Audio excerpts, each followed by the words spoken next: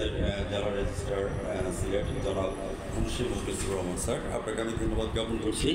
আমি চ্যানেল 9 এবং জাতীয় পত্রিকা দৈনিক আজকে আলোকিত সকাল থেকে আমি সাংবাদিক পড়াতে আপনার সঙ্গে আছি।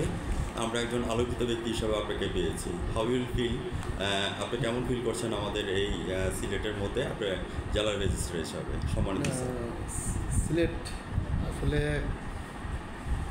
খুবই ভালো একটা পরিবেশ সিলেটে, আর সিলেটের মানুষজন আসলে অত্যন্ত ভালো, তারা একটা ধর্মভীরু, প্লাস বাইরে যারা আমরা আসছি এখানে চাকরি করতে এসেছি যথেষ্ট তারা আমাদেরকে হেল্প করে।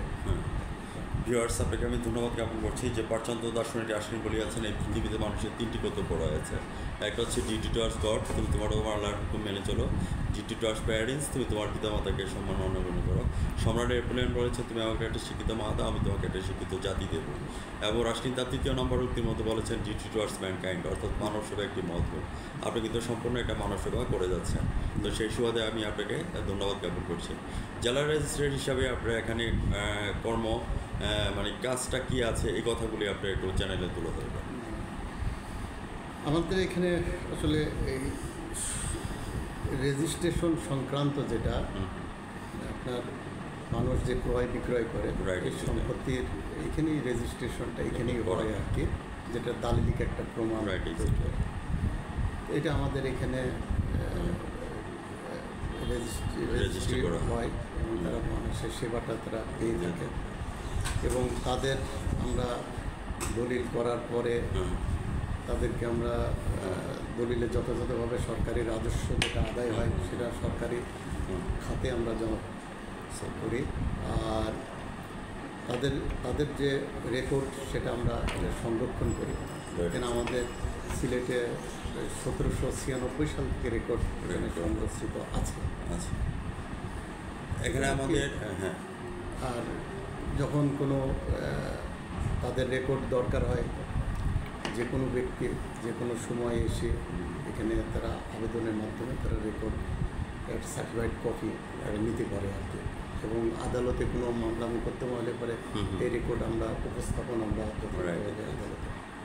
মুখলিসুর রহমান সাহেব, আমি আপনার কাছে জানতে চাচ্ছি যে এখানে অরিজিনাল দলিল লেখক কতজন আছে রেজিস্ট্রেশন করা, এই জিনিসটা সম্পর্কে আপনার অবগতি আছে কিনা এই কথাটা একটু জানান। দলিল লেখক বর্তমানে 177 জন মতো আছে আর কি।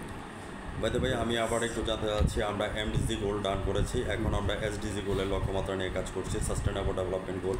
ওই সাস্টেনেবল ডেভেলপমেন্ট গোলের মধ্যে বলেছেন যে কিছু প্রতারক চক্র, দালাল চক্র এবং খপ্পর চক্র বাইরে ঘুরে বেড়ায়, ওরা বিভিন্নভাবে প্রতারণা করে, মানুষ ব্যবহারিনী করে বিভিন্ন ধরনের এক্সিটেশন করছে। এটাকে জিরো টলারেন্স নিয়ে আসার জন্য আপনি একটু আমাদের চ্যানেলে তুলে ধরবেন। এটা আমাদের রেজিস্ট্রি অফিসগুলোতে আসলে যে মধ্যস্বত্বভোগী কিছু আছে, এগুলা মানে যুগ যুগ ধরে এখানে কাজ করে। একটা মানুষ জমি বিক্রি করার সঙ্গে সঙ্গে সে সরাসরি অফিসের সাথে যোগাযোগ না করে দেখা যাচ্ছে ওই এলাকার কোনো একটা প্রভাবশালী ব্যক্তি বা একটু জানাল কোনো লোকের সাথে সে যোগাযোগ করে। ওই জায়গাটায় দেখা যাচ্ছে সেই লোক যদি কোনো সঠিক না হয়, সে হয়তো তার প্রতারণার শিকার হয়ে যাচ্ছে। আবার ওই লোক অফিসের হয়তো বিভিন্ন দলিল লেখক আছে, সার্চার আছে, বা বিভিন্ন বাইরের হয়তো প্রভাবশালী কিছু লোক আছে, তাদের সাথে যোগাযোগ করে এই দলিল প্রস্তুত বা তৈরি করার জন্য তারা তাদেরকে দেয়। এবং সেখানে দেখা যাচ্ছে যে তারা শুধু দলিল প্রস্তুত না, দলিল প্রস্তুত করার জন্য যে যে রিকোয়ারমেন্টসগুলো আছে, যে দলিলের সাথে খতিয়ান লাগবে, ম্যাপ লাগবে, তারপরে তার পিঠ দলিলগুলো লাগবে, বিভিন্ন সময় যে দলিলগুলো হয়েছে বায়া দলিলগুলো লাগবে, সেই দলিলগুলো মানে উত্তোলনের জন্য তাদেরকে দায়িত্ব দেয়। তো সেই জায়গায় মানুষ আমরা লক্ষ্য করেছি যে অনেক হয়রানি হয় আর কি। আমি এখানে সিলেটে জয়েন করার পরে এই বিষয়গুলো আমার নোটিশে এসছে। এখানে অনেক রকমের সিন্ডিকেট একটু কাজ করে আর কি, করেছে আর কি বিগত দিনগুলায়। আমি এসে অনেক পদক্ষেপ গ্রহণ করেছি, যেমন এখানে আমি সিসি ক্যামেরা লাগানোর জন্য আমার আইজিআর মহোদয়ের সাথে কথা বলে এখানে সিসি ক্যামেরা লাগিয়েছে, যেটা এতদিন পর্যন্ত সিসি ক্যামেরা লাগানো সম্ভব হয়নি। তারপরে আমি এখানে সদর সাব রেজিস্ট্রার তার সাথে কথা বলি, মানে যেন কোনো রকমের মানুষ যেন প্রতারিত না হয়, এর জন্য যত রকমের পন্থা আছে সেই পন্থাগুলো অবলম্বন করার জন্য চেষ্টা করা হচ্ছে। তারপরেও তো আসলে একেবারে 100% তো করা যায় না, তবে আমরা মানসিকভাবে প্রস্তুত যে এখানে যে কোনো রকমের মানুষের জন্য দুর্নীতি এবং প্রতারণা যেন শিকার না হয়, এটা আমরা চেষ্টা করি।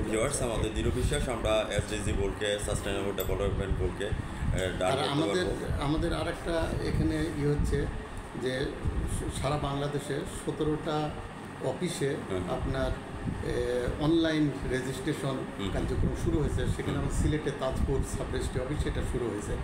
এই প্রক্রিয়াটা যদি সারা বাংলাদেশে প্রত্যেকটা অফিসে যদি হয় তাহলে পরে এই প্রতারণা থেকে আমরা কিন্তু অনেক মুক্ত। আর আমরা কিছু কিছু জিনিস আছে আমাদের অনেকটা এক্সেস নেই, যেমন একটা আইডি কার্ড, এনআইডি কার্ড আমাদের এক্সেস নেই, আমরা খতিয়ানের কোনো এক্সেস আমরা পাই না।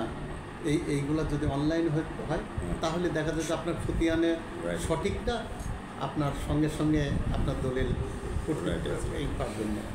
থাকবো না বন্ধ করে দেখবে আবার জগৎটাকে কেমন করে ঘুরছে মানুষ যুগান্তরের ভূমিকাকে, দেশ হতে দেশ হতে হবে। সাংবাদিক হচ্ছে জাতির বিবেক এবং জাতির দর্পণ। আমরা সাংবাদিকরা আপনাদের পাশে আছি। এই যে আমাদের অসহযোগ আন্দোলন গেল, আপনাদেরকে শান্তিতে রাখার জন্য আপনাদেরকে অফিসে রেখেছি। আমরা যারা সাংবাদিক আছি আমরা বাইরে আছি। আমরা যখন কাজ করি আমরা প্রেস ক্লাবের মধ্যে আমাদের একটা সিগনেচার দিতে হয় যে আমাদের মৃত্যুর জন্য কেউ দায়ী থাকবে না। আজ এই দেশকে স্বাধীন করার জন্য, দ্বিতীয়বার স্বাধীন করার জন্য খাড়া উত্তরায় পার করে আমি নিজেও ইনজুরি হয়েছি। লাখো শহীদের বিনিময়ে আমরা দেশটাকে আজকে পেয়েছি এবং ছাত্রদের যে অবদান আজকে আমি পেয়েছি। আপনার ডিজিটাল বাংলাদেশ মিশন 2021-কে সামনে রেখে যে অন্তরায়ের কথাগুলি তুলে ধরেছেন, আমরা কেয়ারটেকার সরকারের দৃষ্টি আকর্ষণ করব। প্রত্যেকটা অফিস যাতে আমাদের অনলাইন ভিত্তিক চলে আসে, আমরা ঘরে বসে যাতে কাজ করতে পারি, যাতে কোনো হয়রানি বা প্রতারকের খপ্পরে যাতে আমরা না পড়ি।